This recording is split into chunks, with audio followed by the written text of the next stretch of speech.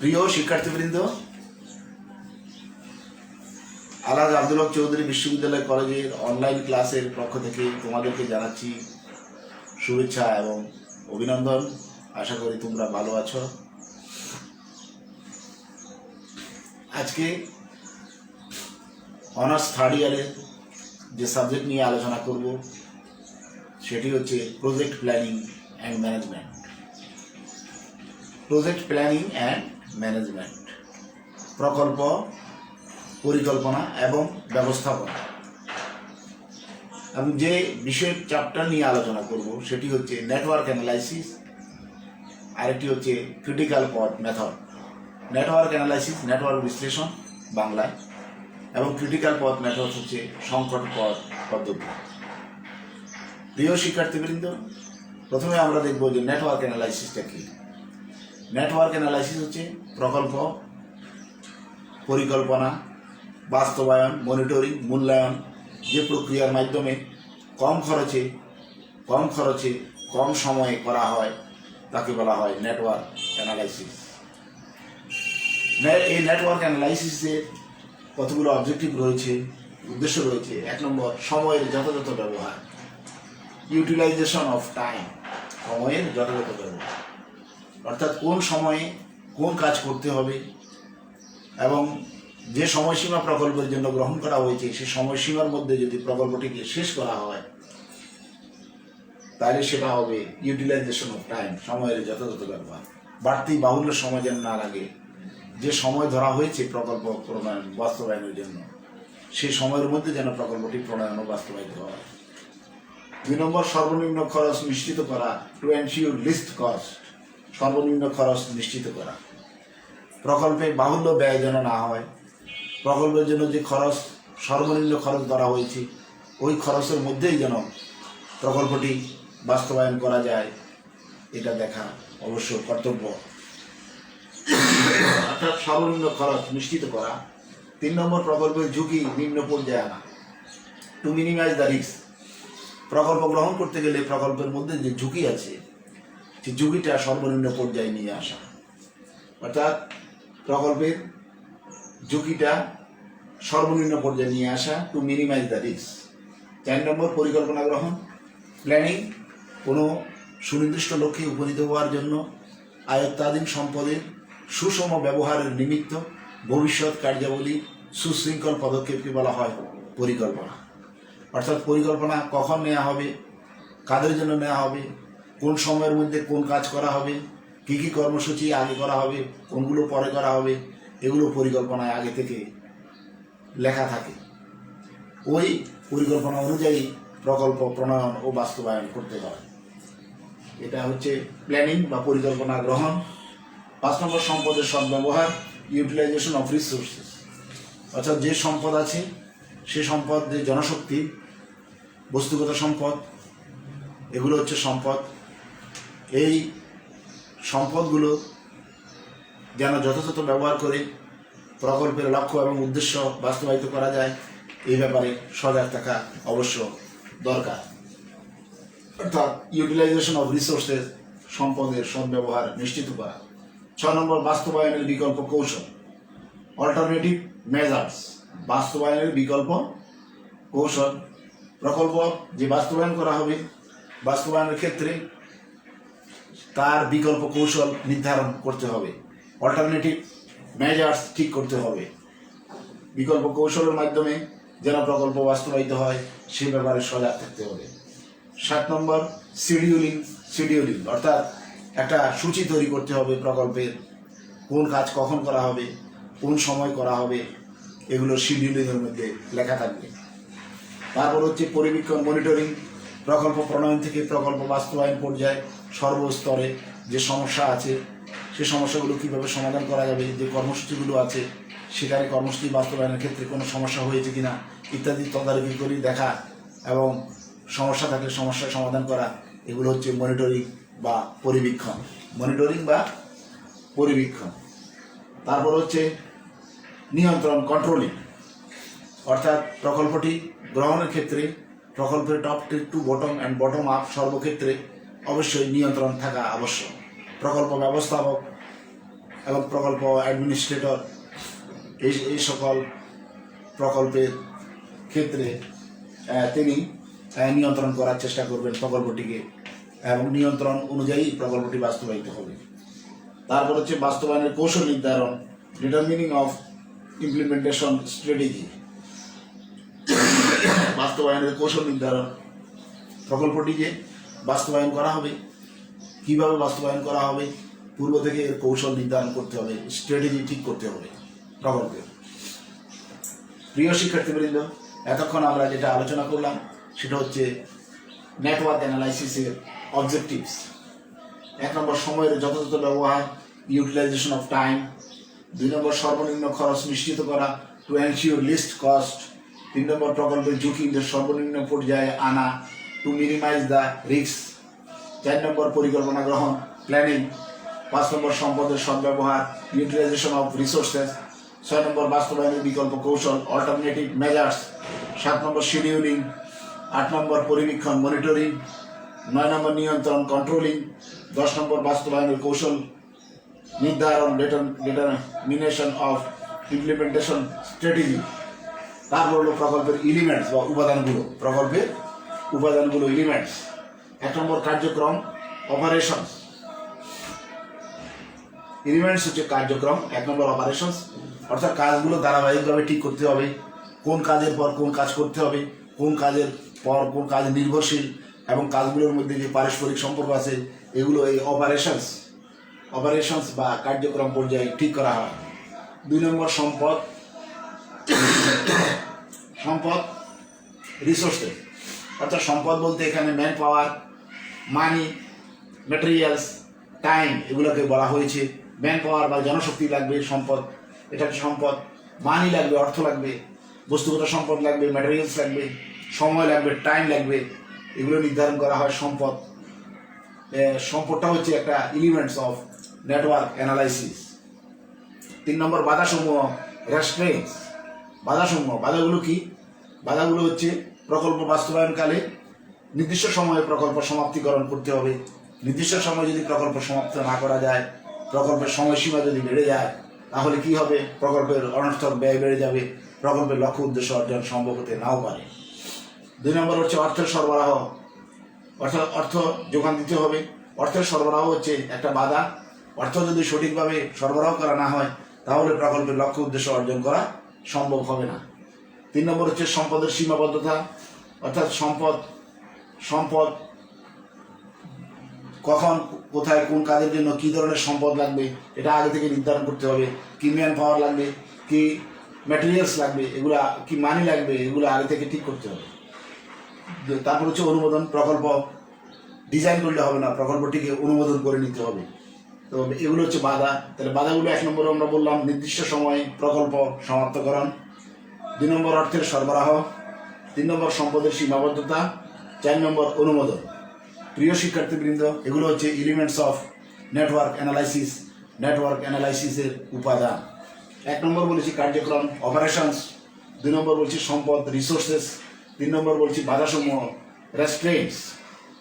প্রিয় শিক্ষার্থীবৃন্দ, এরপর আমরা প্রকল্পের যে দিক নিয়ে আলোচনা করব সেটি হচ্ছে কৌশল, techniques, tools and techniques of network analysis. Network অ্যানালাইসিসের যে সকল টেকনিক রয়েছে এখানে আমরা সে সকল টেকনিক তুলে ধরার চেষ্টা করব। 1 নম্বর হচ্ছে পরিকল্পনা, প্ল্যানিং। 2 নম্বর হচ্ছে শিডিউলিং। 3 নম্বর হচ্ছে পরিবীক্ষণ, মনিটরিং। 4 নম্বর হচ্ছে নিয়ন্ত্রণ, কন্ট্রোলিং। বেসিক্যালি একটা প্রকল্পের নেটওয়ার্ক অ্যানালাইসিস করতে গেলে এই 4টি টেকনিক্স প্রয়োজন হয়। 1 নম্বর বলেছি পরিকল্পনা, প্ল্যানিং। 2 নম্বর শিডিউলিং। 3 নম্বর পরিবীক্ষণ, মনিটরিং। 4 নম্বর নিয়ন্ত্রণ, কন্ট্রোলিং। এই 4টা কৌশল বা টেকনিক্স ঠিক করতে হয়। এরপর আমরা এই শুধু 4টা নয়, পরবর্তীতে আমরা যাচাই বাছাই করে দেখি নেটওয়ার্ক অ্যানালাইসিসের যে সকল টেকনিক্সগুলো আছে সেগুলোকে আমরা বের করার চেষ্টা করেছি। 1 নম্বর হচ্ছে পরিকল্পনা গ্রহণ, প্ল্যানিং। পরিকল্পনা গ্রহণ বা প্ল্যানিং, অর্থাৎ প্রকল্পের পরিকল্পনা গ্রহণ করতে হবে। নেটওয়ার্ক অ্যানালাইসিসের ক্ষেত্রে পরিকল্পনা গ্রহণ করতে হবে, অর্থাৎ কখন কোন কাজ কাকে দিয়ে করানো হবে, কত সময়ের মধ্যে করানো হবে, সম্পদ কোত্থেকে পাওয়া যাবে, অর্থের সরবরাহ কোত্থেকে হবে, কতদিনের মধ্যে কাজ শেষ করা হবে, কতদিনে শুরু করা হবে, কতদিনে শেষ করা হবে ইত্যাদি যাচাই বাছাই করে দেখা হয় নেটওয়ার্ক অ্যানালাইসিসের পরিকল্পনা গ্রহণ এই কৌশল। 2 নম্বর হচ্ছে সম্পদ বরাদ্দকরণ, অ্যালোকেশন অফ রিসোর্সেস। সম্পদ বরাদ্দকরণ, শুধু পরিকল্পনা গ্রহণ করতে হবে না, পরিকল্পনার পাশাপাশি সম্পদ বরাদ্দ করতে হবে। জনশক্তি একটা সম্পদ, তারপরে যন্ত্রপাতি একটা সম্পদ, অর্থ একটা সম্পদ, ম্যাটেরিয়ালস বস্তুগত সম্পদ, অবস্তুগত সম্পদ, এগুলো শনাক্ত করে দেখতে হবে এবং প্রকল্পের কোন কাজে কোন ধরনের সম্পদ প্রয়োজন হবে তা আগে থেকে ঠিক করতে হবে। এবং এটি হচ্ছে সম্পদ বরাদ্দকরণ, অ্যালোকেশন অফ রিসোর্সেস। তারপর হচ্ছে শিডিউলিং, প্রক্রিয়াকরণ, অর্থাৎ শিডিউল করতে হবে, শিডিউল করে দেখতে হবে কোন কাজ কাকে দিয়ে করানো হবে, কোন সময়ের মধ্যে করানো হবে, কীভাবে করানো হবে ইত্যাদি শিডিউলিংয়ে নির্ধারণ করা হয়। 4 নম্বর হচ্ছে কাঙ্ক্ষিত খরচ ও সময়সীমা নির্ধারণ, অপটিমাম কস্ট অ্যান্ড ডিউরেশন। কাঙ্ক্ষিত খরচ ও সময়সীমা নির্ধারণ করতে হবে, অর্থাৎ কী পরিমাণ খরচ হবে বাজেটে তা উল্লেখ থাকতে হবে এবং কোন কাজ কত দিনের মধ্যে শেষ করতে হবে, এর সময়সীমা কীরূপ হবে, কাজের শুরু এবং শেষ কত তারিখে শুরু হবে, কত তারিখের মধ্যে শেষ হবে, কত দিনের মধ্যে শেষ হবে, এগুলো কাঙ্ক্ষিত করার সময়সীমা নির্ধারণ পর্যায়ে নির্ধারণ করা হয়, যাকে বলা হয় অপটিমাম কস্ট অ্যান্ড ডিউরেশন। প্রিয় শিক্ষার্থীবৃন্দ, এরপর আছে নিয়ন্ত্রণ, কন্ট্রোল। শুধু প্রকল্প শিডিউল করলে হবে না, পরিকল্পনা করলে হবে না, এবং এর জন্য অবশ্যই নিয়ন্ত্রণ থাকতে হবে, কন্ট্রোল থাকতে হবে। একজন প্রকল্প ব্যবস্থাপক তিনি প্রকল্পের নিয়ন্ত্রণ করে থাকবেন, কন্ট্রোল করে থাকবেন। 6 নম্বর সক্রিয় গতিশীল চক্র, ডাইনামিক রেসপন্স সাইকেল, অর্থাৎ সক্রিয় গতিশীল চক্র। প্রকল্প উদ্দেশ্য লক্ষ্য থেকে নির্ধারণ থেকে শুরু করে প্রকল্প প্রণয়ন, বাস্তবায়ন এবং প্রকল্প মূল্যায়ন পর্যন্ত সর্বক্ষেত্রে প্রকল্পের একটা সাইকেল অর্থাৎ গতিশীল থাকতে হবে, ডাইনামিক সাইকেল থাকতে হবে, অর্থাৎ গতিশীল চক্র। প্রকল্প একটা গতিশীল চক্র, এটা ইজ এ কন্টিনিউয়াস প্রসেস। এটা প্রকল্পের লক্ষ্য উদ্দেশ্য, প্রকল্প প্রণয়ন, বাস্তবায়ন, মূল্যায়ন পর্যন্ত এটা চক্রাকারে এটা একটা গতিশীল চক্র, ডাইনামিক্স রেসপন্স সাইকেল। প্রিয় শিক্ষার্থীবৃন্দ, তাহলে আমরা ধরবো যে টেকনিক্স অফ প্রজেক্টের কৌশল, সেটা হচ্ছে 1 নম্বর পরিকল্পনা গ্রহণ, প্ল্যানিং। 2 নম্বর সম্পদ বরাদ্দকরণ, অ্যালোকেশন অফ রিসোর্স। 3 নম্বর শিডিউলিং প্রসিডিউর। 4 নম্বর কাঙ্ক্ষিত খরচ ও সময়সীমা নির্ধারণ। 5 নম্বর নিয়ন্ত্রণ, কন্ট্রোল। 6 নম্বর সক্রিয় গতিশীল চক্র, ডাইনামিক্স রেসপন্স সাইকেল। প্রিয় শিক্ষার্থীবৃন্দ, নেটওয়ার্ক অ্যানালাইসিসে আমরা কী কী জিনিস আলোচনা করলাম? প্রথমে আলোচনা করলাম এর অবজেক্টিভসগুলো কী, এর লক্ষ্য উদ্দেশ্য কী। তারপর আমরা আলোচনা করলাম যে নেটওয়ার্ক অ্যানালাইসিসের এলিমেন্টসগুলো কী, এর উপাদানগুলো কী, এটা আমরা আলোচনা করেছি। এরপর আলোচনা করলাম টেকনিক্স অফ নেটওয়ার্ক অ্যানালাইসিসের কলাকৌশলগুলো কী। এরপর আমরা যে বিষয় নিয়ে আলোচনা করব সেটি হচ্ছে ক্রিটিক্যাল পাথ মেথড, ইংরেজিতে যাকে বলা হয় সিপিএম, ক্রিটিক্যাল পাথ মেথড। এই ক্রিটিক্যাল পাথ মেথড আলোচনা করতে গেলে আমাদেরকে দেখতে হবে 1 নম্বর কাজ সম্পর্কে, যাকে বলা হয় অ্যাক্টিভিটি। কাজের শুরু কী, এর লক্ষ্য উদ্দেশ্য কী, কাজের শেষ কী, এটা দেখতে হবে। কাজের কত তারিখে কাজ শুরু হবে, এর কোন কোন লক্ষ্য উদ্দেশ্য বাস্তবায়নের জন্য কাজটি হবে এবং কবে কাজটি শেষ হবে, এটা হচ্ছে কাজ বা অ্যাক্টিভিটি। এ সম্পর্কে আমাদেরকে ধারণা অর্জন করতে হবে। 2 নম্বর হচ্ছে ক্রিটিক্যাল সংকটময় কাজ, ক্রিটিক্যাল অ্যাক্টিভিটি সংকটময় কাজ। দেখতে হবে যে কোন কাজগুলো সংকটময়। যদি সংকটময় কাজগুলো যথাসময়ে সমাপ্ত করা না যায় তাহলে প্রকল্পের লক্ষ্য উদ্দেশ্য অর্জিত নাও হতে পারে।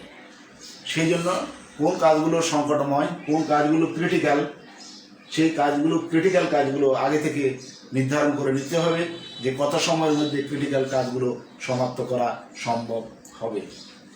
3 নম্বর হচ্ছে সংকটহীন কাজ, নন ক্রিটিক্যাল অ্যাক্টিভিটি। সংকটহীন কাজ, কোন কাজগুলো সংকটহীন, ওগুলো নির্দিষ্ট সময় শেষ না করলেও প্রকল্পের কোনো ক্ষতি হবে না। যদি বাড়তি সময়েও যদি প্রকল্পের কাজগুলো শেষ করা হয় তাহলে প্রকল্পের লক্ষ্য উদ্দেশ্য অর্জিত হবে। প্রকল্পের লক্ষ্য অর্জন করতে গেলে কোনো বাধা হবে না, সেই কাজগুলোকে বলা হয় সংকটহীন কাজ, নন ক্রিটিক্যাল অ্যাক্টিভিটি। তারপর হচ্ছে সংকট পথ, ক্রিটিক্যাল পাথ, সংকট পথ, অর্থাৎ প্রকল্প গ্রহণ থেকে শুরু করে প্রকল্প শেষ হওয়া পর্যন্ত যে ডিউরেশন অফ টাইম, সেই টাইমটাকে প্রকল্পের সেই কাজগুলো ধারাবাহিকভাবে একটির সাথে আরেকটি পরস্পর সম্পর্কযুক্ত, সেটিকে বলা হয় সংকট পথ, ক্রিটিক্যাল পাথ। প্রিয় শিক্ষার্থীবৃন্দ, অর্থাৎ প্রকল্প গ্রহণ থেকে শুরু করে প্রকল্প শেষ হওয়া পর্যন্ত বিভিন্ন কাজ ধারাবাহিকভাবে সাজানো থাকে। কতদিনের মধ্যে কোন কাজ শেষ করতে হবে, কতদিনে শুরু করতে হবে, কতদিনে শেষ করতে হবে, এই যে কাজের একটার সাথে আরেকটার পারস্পরিক নির্ভরশীলতা, একটার উপর আরেকটার ডিপেন্ডেন্সি, এগুলো হচ্ছে ক্রিটিক্যাল পথ মেথড, CPM। অর্থাৎ একটা কাজ কবে শুরু হবে, কবে শেষ হবে, এক কাজের সাথে আরেক কাজের পারস্পরিক নির্ভরশীলতা কি, কোন কাজ শেষ হওয়ার পর কোন কাজ শুরু করতে হবে ইত্যাদি, কতদিনে শুরু করতে হবে, এই কাজগুলোর যে কতদিনে শুরু করতে হবে, কতদিনে শেষ করতে হবে, এই কাজগুলো একে অপরের উপর যে পরস্পর নির্ভরশীলতা, এক কাজের পর ধারাবাহিকভাবে অন্য কাজ করতে হবে, এটাকে বলা হয় ক্রিটিক্যাল পথ মেথড, ইংরেজিতে বলা হয় CPM। তো এখানে আমরা যদি বলি যে চট্টগ্রামের মিরেশরাইতে একটি বঙ্গবন্ধু শিল্পনগরী প্রতিষ্ঠা করা হচ্ছে। সেই বঙ্গবন্ধু শিল্পনগরী যদি প্রতিষ্ঠা করা হয়, তাহলে সেটার ক্রিটিক্যাল পথ মেথড কি হবে? আমরা একটা অনুমান করে ধরি যে প্রথমে জমি অধিগ্রহণ করতে হবে। এটা আমরা দিলাম, এটা টাইম দিলাম আমরা, জমি অধিগ্রহণ করা, এটা টাইম দিলাম 2 মাস। জমি অধিগ্রহণের সময় দিলাম 2 মাস। তারপর জমি উন্নয়ন, জমি মাটি ভরাট করতে হবে। মাটি ভরাট করে জমিকে উপযোগী করে তুলতে হবে বিভিন্ন প্রতিষ্ঠান স্থাপনের জন্য। এবং এটা হচ্ছে জমি উন্নয়ন আমরা সময় নিলাম 1.5 মাস। 1.5 মাস সময় নিলাম। তারপর হচ্ছে ভবন নির্মাণ, অর্থাৎ এখানে বিভিন্ন অবকাঠামো নির্মাণ করা হবে, ভৌত অবকাঠামো নির্মাণ করা হবে সেই জমিতে, সেই ভূমিতে। সেখানে অনেকগুলো ভবন নির্মাণ করতে হবে। এই ভবন নির্মাণের সময়সীমা দিলাম আমরা 6 মাস। তারপরে আসবাবপত্র ও যন্ত্রপাতি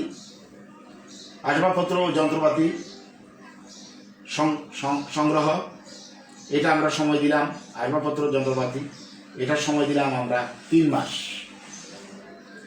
তারপর হচ্ছে আসবাবপত্র ও যন্ত্রপাতি সংস্থাপন, এটার সময় দিলাম আমরা 1 মাস। আসবাবপত্র যন্ত্রপাতি সংস্থাপন, এটার সময় দিলাম 1 মাস। তাইলে এই যে সময়গুলোর কথা বললাম, 1 নম্বর বললাম জমি অধিগ্রহণ, 2 নম্বর বললাম জমি উন্নয়ন, 3 নম্বর বললাম ভবন নির্মাণ, 4 নম্বর বললাম আসবাবপত্র যন্ত্রপাতি সংগ্রহ, তারপর বললাম আসবাবপত্র যন্ত্রপাতি সংস্থাপন। এই যে ধারাবাহিক কাজগুলো, একটার পর একটা, কোন কাজের পর কোন কাজ শুরু করতে হবে, কত দিনে শেষ করতে হবে, একটা কাজের উপর আরেকটা কাজের পারস্পরিক নির্ভরশীল কিনা, এবং একটা ধারাবাহিকভাবে এক কাজের পর অন্য কাজ করা যায় কিনা, এই যে একটা ধারাবাহিক যে কন্টিনিউয়াস প্রসেস, এটাকে বলা হয়, এটাই হচ্ছে সংকট পথ মেথড, সংকট পথ পদ্ধতি, ইংরেজিতে বলা হয় ক্রিটিক্যাল পাথ মেথড, CPM। তো এটা অনেক সময় কাজগুলোকে বৃত্তাকারে একটা তীর দিয়ে দেখানো হয় যে এই কাজ শুরু হয়েছে। যেমন জমি অধিগ্রহণ, এটা যে সময়সীমা আছে সেই তীর দিয়ে দেখা হলো এই সময়সীমার মধ্যে এটা হলো জমি অধিগ্রহণ, এটাকে একটা ইভেন্ট, এই ইভেন্টের পর পরবর্তী ইভেন্ট জমি উন্নয়ন, এটাকে একটা টাইম দিয়ে লেখানো হয়েছে এতদিনের মধ্যে, যেটা বলেছি আমি, এতদিনের মধ্যে জমি উন্নয়ন করতে হবে। তারপর ভবন নির্মাণ করতে হবে এতদিনের ভিতরে, আসবাবপত্র যন্ত্রপাতি সংগ্রহে লাগবে এই সময়, এতদিন সময় লাগবে, এবং আসবাবপত্র যন্ত্রপাতি সংস্থাপনে এতদিন সময় লাগবে। একটা কাজের পর আর একটা কাজ, এটা বৃত্তাকারে আমরা কোন কাজের পর কোন এরো চিহ্ন দিয়ে বৃত্তগুলোকে ইভেন্ট ধরে আমরা আস্তে আস্তে একটা ক্রিটিক্যাল পথ মেথড, অর্থাৎ সংকট পথ পদ্ধতি তৈরি করতে পারি। প্রিয় শিক্ষার্থীবৃন্দ, এখন আমরা বললাম যে এটা হচ্ছে সংকট পথ পদ্ধতির কতগুলো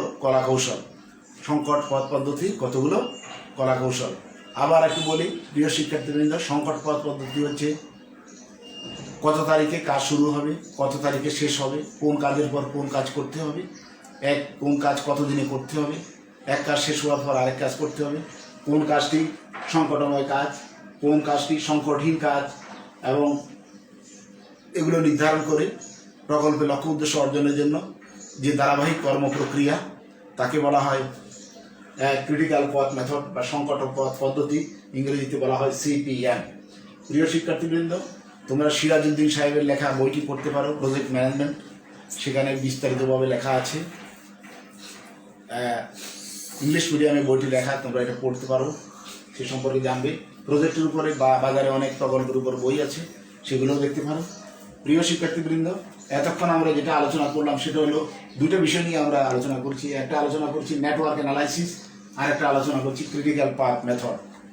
এক নম্বর আমরা বলেছি নেটওয়ার্ক অ্যানালাইসিসের অবজেক্টিভগুলো কী কী অবজেক্টিভ রয়েছে, এর উদ্দেশ্য রয়েছে। তারপর আমরা আলোচনা করেছি এলিমেন্টসগুলো কী কী রয়েছে, কী কী উপাদান রয়েছে প্রকল্পের এলিমেন্টসগুলো, যেটা বললাম আমরা। এক নম্বর কার্যক্রম অপারেশনস, 2 নম্বর সম্পদ রিসোর্সেস, 3 নম্বর বাধাসমূহ রেস্ট্রেন্টস।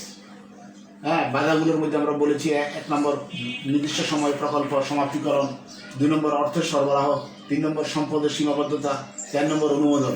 এগুলো হচ্ছে এলিমেন্টস অফ নেটওয়ার্ক অ্যানালাইসিস। প্রিয় শিক্ষার্থীবৃন্দ, আর আলোচনা করছি আমরা কৌশলগুলো বলেছি। 1 নম্বর বলেছি পরিকল্পনা প্ল্যানিং, 2 নম্বর বলছি শিডিউলিং, 3 নম্বর পরিবীক্ষণ মনিটরিং, 4 নম্বর নিয়ন্ত্রণ কন্ট্রোলিং। এরপর আমরা ধারাবাহিকভাবে কৌশলগুলো তুলে ধরার চেষ্টা করি। 1 নম্বর পরিকল্পনা গ্রহণ প্ল্যানিং, 2 নম্বর সম্পদ বরাদ্দকরণ অ্যালোকেশন অফ রিসোর্সেস, 3 নম্বর শিডিউলিং প্রক্রিয়াকরণ প্রসিডিউর, 4 নম্বর কাঙ্ক্ষিত খরচ ও সময়সীমা নির্ধারণ অপটিমাম কস্ট অ্যান্ড ডিউরেশন, 5 নম্বর নিয়ন্ত্রণ কন্ট্রোল, 6 নম্বর সক্রিয় গতিশীল চক্র ডাইনামিক্স রেসপন্স সাইকেল। এগুলো হচ্ছে কলাকৌশল tools and techniques of network analysis. এরপর আমরা আলোচনা করেছি ক্রিটিক্যাল পথ মেথড অর্থাৎ CPM।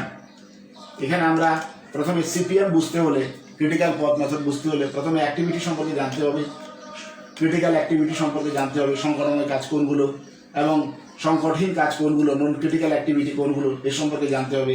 এরপর আমরা সংকট পথ দেখলাম যে জমি অধিগ্রহণে একটা নির্দিষ্ট সময়সীমা জমি অধিগ্রহণ করতে হবে, জমিতে মাটি ভরাট করে জমি ডেভেলপমেন্ট করতে হবে, জমি উন্নয়ন করতে হবে।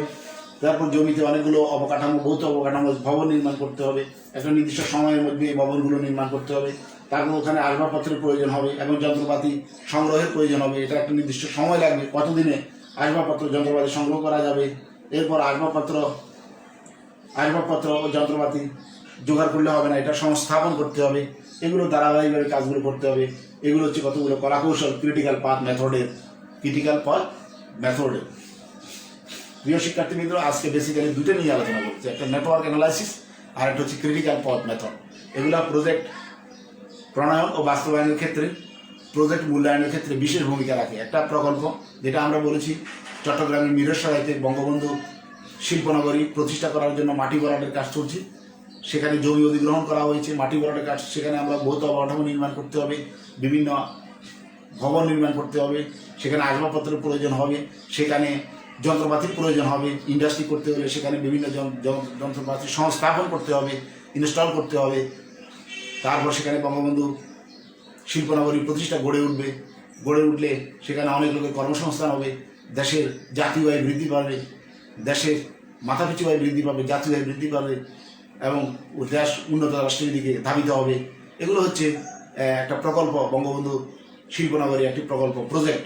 প্রিয় শিক্ষার্থীবৃন্দ, এবং কীভাবে আমরা এই প্রজেক্টের ক্রিটিক্যাল পথ কীভাবে হবে, ক্রিটিক্যাল পথ মেথড, সে সম্পর্কে তোমাদের সামনে তুলে ধরার চেষ্টা করেছি। তোমরা প্রকল্পের উপরে বিভিন্ন লেখকের বই আছে, সেগুলো পড়তে পারো। অনার্সের জন্য লেখা বিভিন্ন লেখকের বই আছে, সেগুলোও দেখতে পারো। আশা করি তোমরা ভালোভাবে জানবে, পড়বে। আজ এই পর্যন্তই, তোমাদেরকে ধন্যবাদ।